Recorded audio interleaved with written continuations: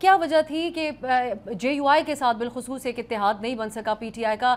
JUI ये कहती है कि जो भी मामलात होते हैं उस पर मुशावरत करते हैं PTI से, लेकिन बाद में वो ओनरशिप नहीं लेते, जैसे 26वीं तरमीम के मामले पे। 100% PTI की वजह से नहीं बन सका। देखिए, मैं आज भी खान साहब ने चूंकि मुझे सख्ती से मना किया कि तनकीद नहीं करनी लीडरशिप के ऊपर, सो उनके जो बात है उसका एहतराम भी मैं रखता हूँ।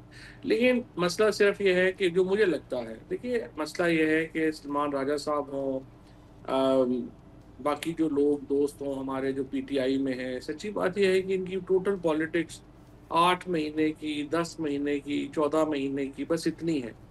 ये लोग जो है ना तो पॉलिटिकल पार्टीज की लीडरशिप को वो जानते हैं, ना वो लीडरशिप इनको जानती है।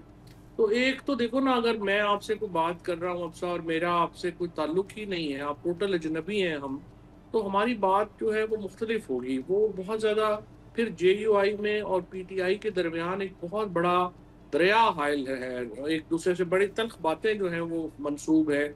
और उस तलखी को पाटने के लिए ऐसे लोग चाहिए जिनकी कम से कम कुछ ज़ाती ताल्लुक हो, बात हो। सब्सक्राइब करें और बेल दबाएं ताकि कोई खबर रह न जाए।